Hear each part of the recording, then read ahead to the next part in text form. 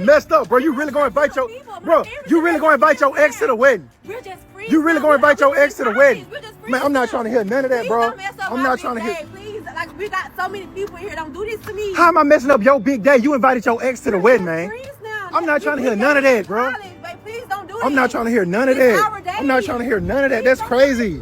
That's crazy. I'm not trying to hear none of that, bro. You invited your ex to the wedding. That's crazy. We're just friends now. How y'all just friends? Why is he at our wedding? You're worried about somebody from college. We're married. Like, this is our day. We're not married. Matter of fact, here, you can take this ring back. No, babe. You can take the ring back. On my soul, it's over with. It's over with. That's crazy.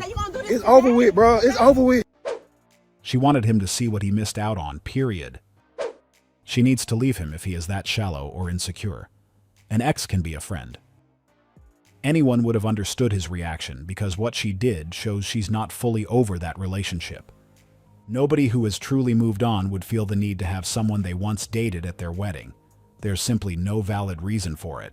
Whether she wanted to show him what he missed out on or was hoping he'd somehow stop the ceremony, it wasn't okay, and that's why her fiancé removed himself. But as always, not everyone agreed with his decision. Some women in the comments even referred to it as a sign of insecurity, suggesting that's why he wanted to end the marriage. They argued that an ex can be a best friend, so there should be no problem with having them there.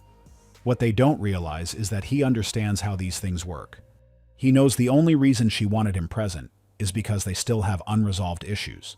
So, since she wasn't ready for a new relationship, he gave her the space she needed to figure things out. It doesn't make sense to marry someone who's still on the fence. I'm sure she also wouldn't have been happy if he had invited his ex to their wedding. And that's a fact. Tommy, I found out what you guys did last night. Derek told me that you forced him to go out. You have to stop. He has a family. What are you doing? I was gonna say, dude, please stop making me go out with you. I don't have fun. I have a family at home and they love me. I want to be with them. Right. All right? Okay. No more, Tom.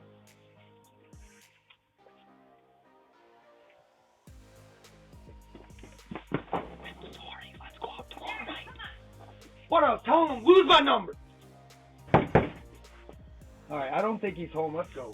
What? You gave it 2 seconds. Give him time to come to the door. Be easy on him, please. Tommy. Yeah?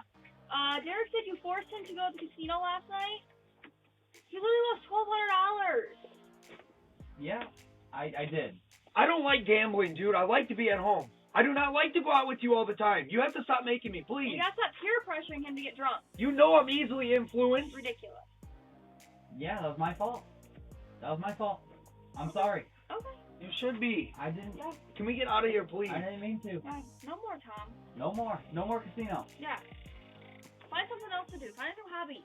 All right. Okay. Thank you. Yep. Oh, I've got to tell him something. I'm sorry. I love you.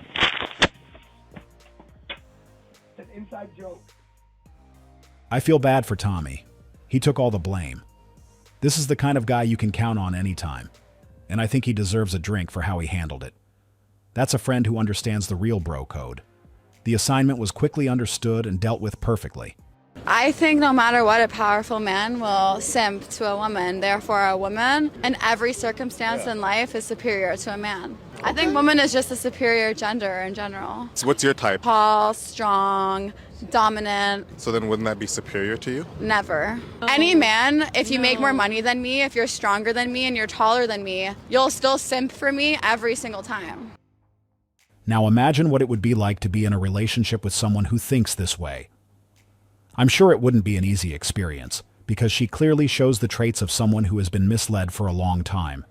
This is what happens when someone spends too much time around simps. Over time, it shapes their mindset to believe that all of us are the same. But it's not entirely her fault. It's just the result of constantly dealing with guys with no boundaries or standards. The good thing is that if she ever crosses paths with a confident man, someone who knows what he brings to the table and understands his worth, she will start to see things differently. That's when she will realize that we are not all the same, and that the version of reality she was used to came from those who let her believe that we are all simps. Hey! I'm not interested! I don't want you. I'm not interested! I don't have any money! I'm not interested! I have a girlfriend! Okay. I'm not interested.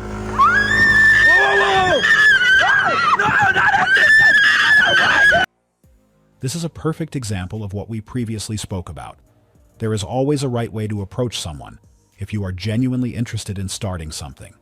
She shouldn't have expected him to just agree to go out with a random woman he met on the street simply because she wanted it. When someone clearly says they are not interested, that should be respected.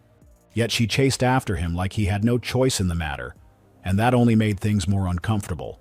There are better ways she could have approached the situation if she really wanted to get his attention. If she had taken a more respectful and calm approach, she might have actually received a positive response. God is great. Is it that simple? God is great. Don't get no simpler than that, bro. Did you know that? I mean, everybody knows that, but the way you know it now, did you know it before that incident took place? You can know it all you want, but until you got to pick up that cross that you can't carry. So let me get this straight. You propped up that phone, went up there, got your baby, came down 3 or 4 steps, and then in turn posted it online hoping that the internet would be mad at the man that watched you pick up your child. Mind you, I'm a firm believer that something can't be that much of a struggle if you have time to set up a camera and record it. Would it have been nice if he helped you? Sure, I can't never deny that. It would have been a nice gesture. But if he chooses not to exercise that option, this should not be an issue either. I don't know if you noticed, but besides the other people walking around, there was a security guard standing right next to her, and he also didn't help. I think the reason he didn't offer is that he assumed she was making content, and he was right. He clearly understood that stepping in might disrupt the video she was trying to record. Someone who genuinely was in need wouldn't be going up and down the stairs just to set up a camera. That was a clear sign she wasn't really struggling, and that's probably why he just stayed where he was and let her do her thing. It seems like she made that video to prove that guys aren't as gentlemanly as they used to be, but at no point did she actually ask for help, so what exactly was her point? People really should normalize communicating when they need something, because that's the most effective way to get it, as not everyone feels comfortable jumping into someone else's business just because it looks like they might be having a hard time. And this was a perfect example of it. She had a full-on film setup, yet somehow expected a random stranger to assume she needed assistance. When you say I don't chase women, my first initial thought is, well, then go find your man. You likely aren't making plans. You aren't initiating conversation. Your text messages are really dry. What are you doing? Are you wanting the woman to chase you? Because if that's the case, then you probably aren't even into women. You're probably into men. I just don't get it when men say things like this. You probably don't text first in the morning. You don't say good morning. You don't say good night. You don't check in. Like, you want to be single. That's what you should be. If you're not pursuing a woman, then you want to be a woman. Like, this is the problem with guys nowadays. They're so fucking feminine that they want the women to do their job. No. When we say we're not chasing, we simply mean that we expect some level of reciprocation before we engage. We're not going to keep putting in effort while the other person just sits back and does nothing. The days of doing all the work are over. Guys are getting wiser now. We've learned that if a woman doesn't return the same energy, it usually means she's not interested. So what's the point? No woman makes things difficult for the man she truly wants, and that's just a fact. There is no point in wasting time and resources on someone who's probably into someone else. Unless she clearly shows that she wants it, it's not going to happen. Guys are simply matching the energy they're given. Most of us don't mind pursuing, but chasing is a whole different story. We can't keep going after people who are clearly running away. I know this is going to sound mean, but I just need to rant for a minute. Do ugly guys have more confidence than hot men? Because why did I go out dancing last night and the only guys with the balls to come and chat me up were 2s and 3s? And I am not saying that I'm a perfect 10, a goddess of a woman, but I would like to think that I could pull a man who's hotter than the living embodiment of a toe fungus, and yet that's who's coming and flirting with me. And so men, I need y'all to weigh in. I need attractive men specifically to weigh in. Are y'all shy? Is that what the tea is? Are you already booed up? Or are you just so fine that you don't need to approach a woman because they just automatically come up to you? I'm confused. I would like some insight.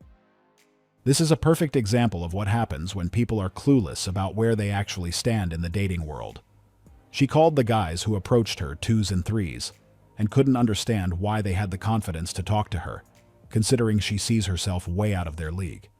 But what she doesn't know is that most guys are actually pretty realistic about their dating options and where they stand.